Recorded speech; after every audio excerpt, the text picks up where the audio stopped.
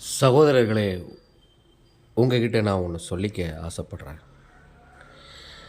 இன்றைக்கி பார்த்தீங்கன்னா, மார்ஸுக்கு ரோவரை விடலாமா, மார்ஸுக்கு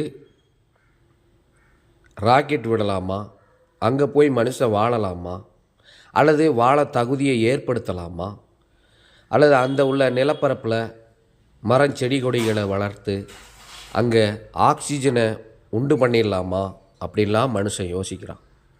காரணம் என்னென்னா, இந்த பூமியில் அவனுக்கு நிம்மதி இல்லை.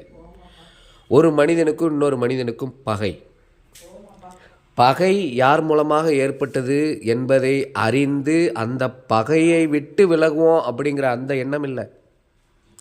மனிதன் பூமியில் தான் வாழ தகுதியான இடம்னு கடவுள் இதை கட்டமைச்சு இதை சிருஷ்டித்திருக்கிறார். ஆனால் மனுஷன் இதை விட்டுட்டு வேறு எங்கேயாவது போயிடலாமா அப்படின்னு நினைக்கிறான். ஆனால் அங்கே போனாலும் அங்கே போகிற சமூகமும் இங்கே இருக்கிற இந்த குரோதத்தனத்தையும் கிராதகத்தனத்தையும் இந்த கொடூரத்தனத்தையும் எடுத்துக்கொண்டு தானே போகிறாங்க. அங்கேயும் போய் அவர்கள் அன்பு செலுத்துவாங்கன்னு நினைக்கிறீங்களா? இல்லை. அப்போ இதையெல்லாம் பார்க்கும்போது இன்னும் கொஞ்சம் காலம் செல்லும் அப்படின்னு எனக்கு தோணுது. இஸ்ரவேல் இன்னும் கட்டமைக்கப்படலை. இஸ்ரவேல் இன்னும் சரியாக கிறிஸ்துவுக்குள்ளே வரலை. அவர்கள் கிறிஸ்துவை யார் என்று இப்போ தான் கொஞ்சம் அறிய தொடங்கி கொண்டு இருக்கிறாங்க. யெகோவாவினுடைய முதல் படைப்பு என்று இப்போ தான் கொஞ்சமாக அறிய தொடங்கிட்டு இருக்கிறாங்க.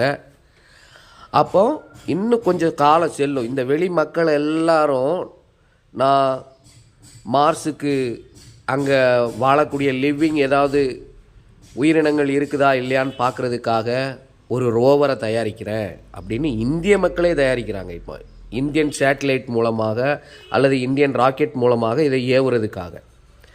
அப்போ அவங்களுக்கு அங்கேயும் போய் தெரியும், இந்த பூமியிலேயே நாம் அன்பாக வாழ்கிறதுக்கு நம்மளால் முடியலையே, அங்கே போய் வாழ முடியுமா அப்படின்னு ஒரு காலம் வரும். அந்த காலத்தில் அவர்கள் நெருக்கத்தில் உபத்திரவத்துக்குள்ளே போகும்போது தேவன் யார் என்று அறிவார்கள். தேவன் அன்பானவர். அவர் அன்பாக இருக்கிறதுனால தான் நாமெல்லாம் அவருடைய பிள்ளைகள் என்று அழைக்கப்படுவதற்கு இயேசு கிறிஸ்துவை அனுப்பி வச்சாராம். அந்த இயேசு கிறிஸ்து யாருன்னு பார்த்தீங்கன்னா, முதல் படைப்பாக படைக்கப்பட்டு வேத வசனத்தினால் பரிசுத்தமாக்கப்பட்டு ஜெனிப்பிக்கப்பட்டவர். கிறிஸ்துவை படைத்து கிறிஸ்து தேவனை அறிந்து ஜெனிப்பிக்கப்பட்டவர்.